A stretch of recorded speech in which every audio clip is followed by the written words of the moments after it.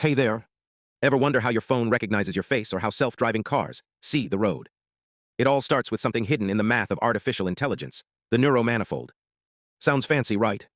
Let's break it down, and trust me, it's wild. Imagine a neural network as a super complex machine with millions of tiny knobs. Each knob or parameter adjusts how the network makes decisions. Now picture all the possible settings of these knobs as a vast, invisible landscape. That's the neuromanifold, a high-dimensional space where AI learns. But here's the problem. This space is so huge and complicated, it's like trying to map a labyrinth with no walls. How do we even begin to understand it? Enter the Fisher Information Matrix, FIM. Think of it as a compass for AI. The FIM tells us how sensitive a model's predictions are to changes in its parameters. It's like knowing which directions in the labyrinth are most important for finding the exit. But here's the catch. Calculating the FIM directly is computationally impossible for big models. It's like trying to measure the entire labyrinth with a ruler that's too short. So how do researchers tackle this? They start by simplifying.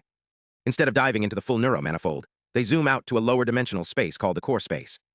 Here, they study the geometry of probability distributions, essentially, how a model assigns chances to different outcomes. For example, if a model is classifying images of cats, dogs, and birds, the core space helps them understand the shape of those probabilities. In this core space, they uncover the FIM spectrum, a set of values that reveal how parameters influence predictions. By analyzing this, they derive deterministic bounds, mathematical limits that predict the FIM's behavior without exact calculations. It's like having a blueprint of the labyrinth instead of exploring it blindfolded. But the real game changer, a 19th century trick called Hutchinson's estimator. This method uses random vectors to approximate the FIM efficiently.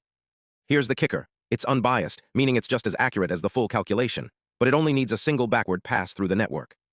Think of it as getting a full GPS map by asking your phone for directions once. What's even cooler? This estimator isn't just fast, it's guaranteed to be reliable. The researchers show its error stays within predictable bounds, no matter how complex the model. And because it can target specific parts of the FIM, like diagonals or blocks, it's a flexible tool for everything from training optimization to model interpretation. So why does this matter? Deep learning powers everything from medical diagnostics to climate models. By making these geometric insights practical, this work could revolutionize how we design and understand AI. It's like giving engineers a new set of tools to build smarter, more efficient systems. Next time, we'll explore how this method performs in real-world tests. Stay tuned.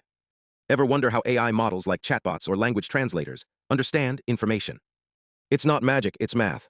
Today, we're peeling back the curtain on a fascinating study that uses some pretty clever equations to figure out how neural networks really process data. Let's break it down, no jargon, just clear explanations. Imagine you're trying to map a city, but instead of streets, you're tracking how a neural network sees patterns in data. This research is all about a mathematical tool called the Fisher Information Matrix. Think of it as a compass that shows how sensitive a model's predictions are to tiny changes in its settings. If you tweak a parameter slightly, how much does the model's output shift? This matrix helps us quantify that sensitivity, which is key to making AI models more reliable. But here's the catch. Calculating this matrix directly is super tricky.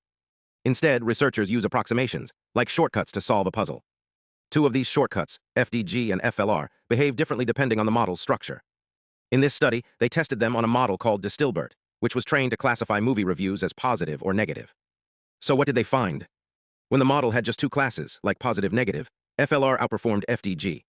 Why? With fewer options, the math simplifies, like solving a puzzle with fewer pieces.